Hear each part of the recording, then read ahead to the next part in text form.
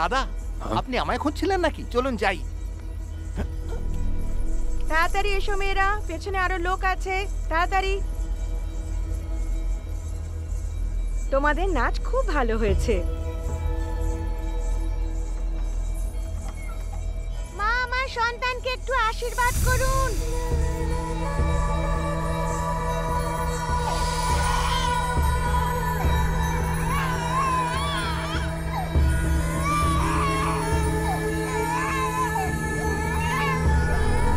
এসো এসো, তাড়াতাড়ি করো।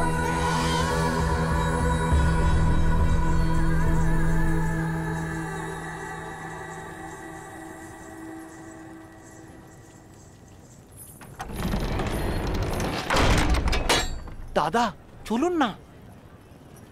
এদের সবাইকে ভেতরে কেন নিয়ে গেল? দাদা, এরা না বাংলাদেশ থেকে আসা দেবদাসী, মানে দেবতাদের স্ত্রী। এদেরকে ভুল নজরে দেখা উচিত নয়, দেখলে তাকে বন্দি করা হবে। এরা নাচ করার জন্য এসেছিল আর এখন আবার মন্দিরে চলে গেছে। কিন্তু দাদা, একটা কথা জানো, এরা না ওই ভেতরে লোকেদের মানে নানান রকমের সেবা প্রদান করে।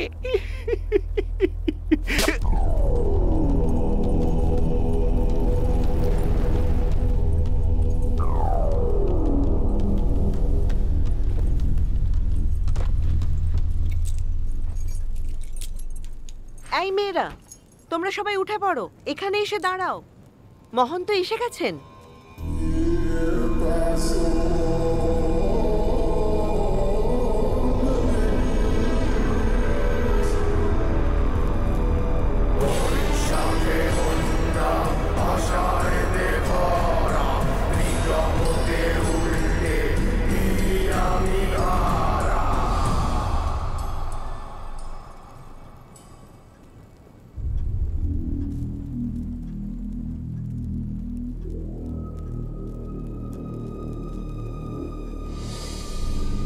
ওই মেয়েটা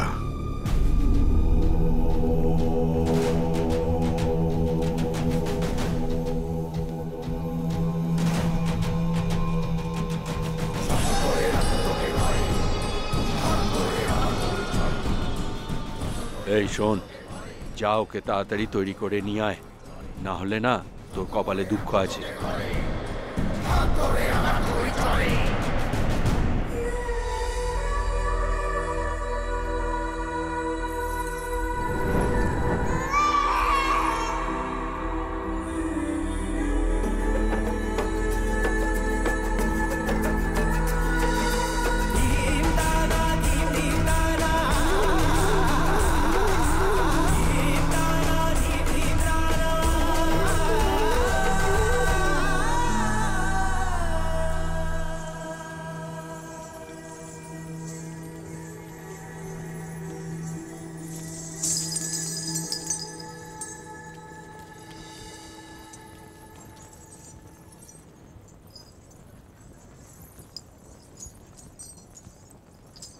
তুমি সত্যিই খুব ভালো নাচো। আমার তোমাকে কিছু বলার আছে। তুমি কি আমার সাথে বাইরে আসতে পারবে? তোমার নামটা? এই মৈত্রী, চল যাই।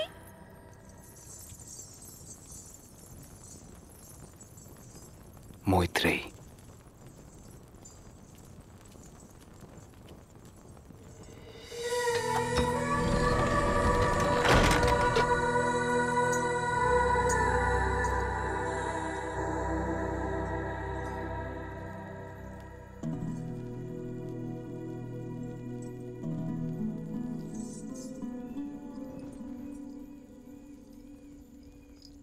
কি হয়েছে?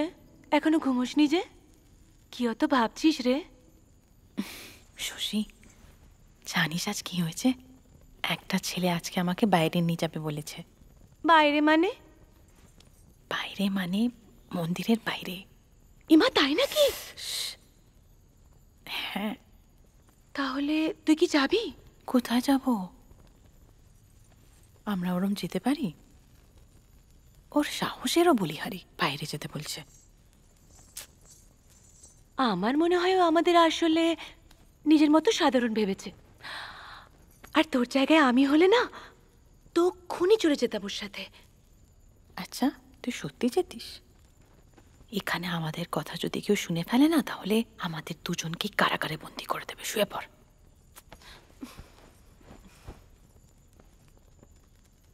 তাছাড়া একজন অচেনা মানুষের সাথে যাওয়া যায়?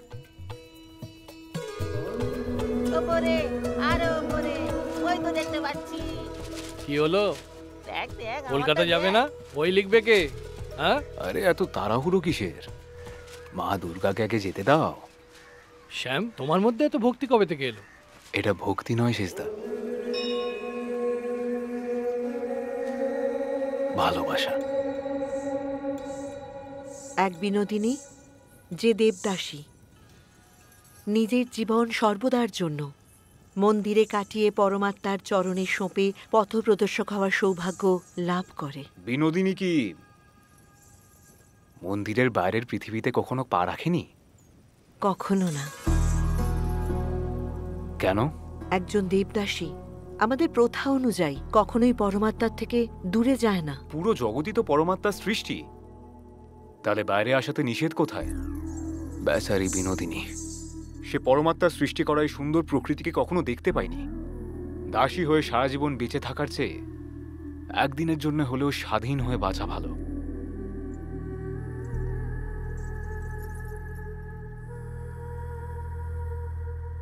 সবাই ভেতরে আসুন আর প্রসাদ গ্রহণ করুন।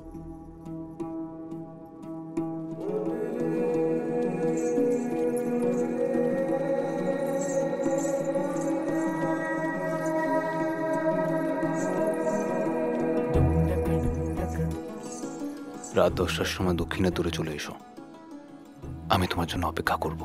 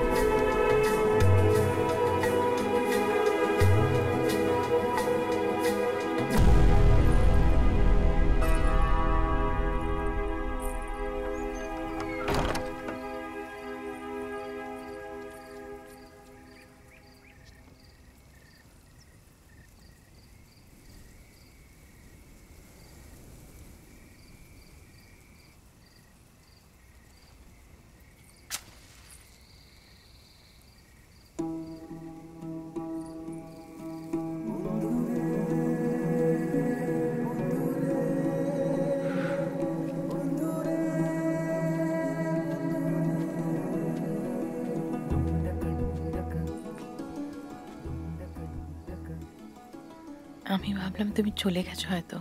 আমি জানতাম তুমি আসবে। আমি বাইরে বেরোতে চাইনি তো, দেখতে এলাম তুমি সত্যি এসেছো কিনা। ঠিক আছে,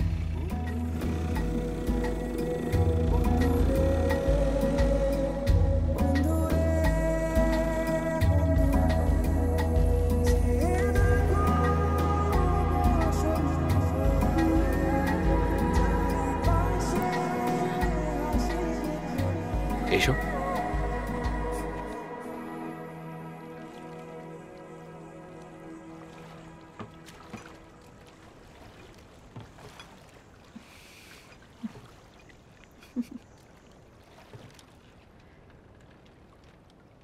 মৈত্রী, হ্যাঁ, তোমারই নামটা তো পরে রাখা হয়েছে। তোমার বাবা মার দেওয়া নাম কি? যদি দেখা হয় তাহলে জেনে নেব। তোমার কথাগুলো এত মিষ্টি কি করে? আমার গুরুজি আমায় ভালো বাংলা বলতে শিখিয়েছিলেন। শুধু এটাই নয়, উনি আমাকে ভারতনাট্যম, মোহিনী আট্যমও শিখিয়েছিলেন, উড়িয়া, অসমিয়া আর সংস্কৃত ভাষাও। তুমি নৌকো চালাতে পারো? না। আমি শিখিয়ে দিচ্ছি। ধরো এটাকে।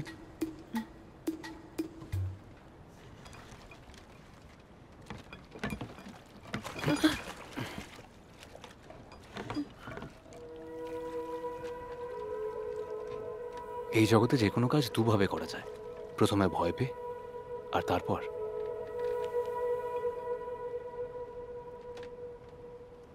ভালোবেসে।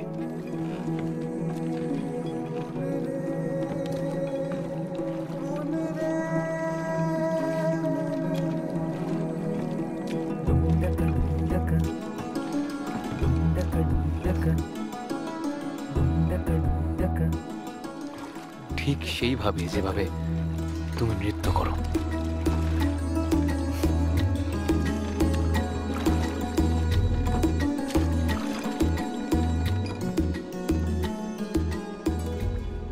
আচ্ছা, তুমি কি করো? আমি একজন লেখক, আমি লিখি। কি লেখো তুমি? যা আমি সকলকে বলতে চাই। আচ্ছা, তো আমার ব্যাপারে কি বলবে সকলকে? সুন্দর চেহারা, যার অপূর্ব চমক দেখে শোনাও হয়তো লজ্জা পায়। শিশুর মতো দুটো চোখ, এলোমেলো চুল, সুন্দর প্রতিমার মতো গঠন, ময়ূরের মতো নৃত্যশীল একটি মেয়ে যে তার মা বাবার ভালোবাসা পায়নি। পাথরের মতো সহ্য শক্তি, পরমাত্মার নামে হয়ে চলা অত্যাচার সহ্য করে। মনটা আজও তার সেই একই রকম পবিত্র।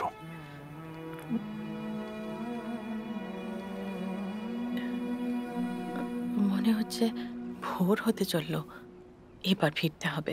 আমাকে মন্দিরে নিয়ে যাবে? তোমার সাথে কথা বলতে বলতে সময়টাই বুঝিনি।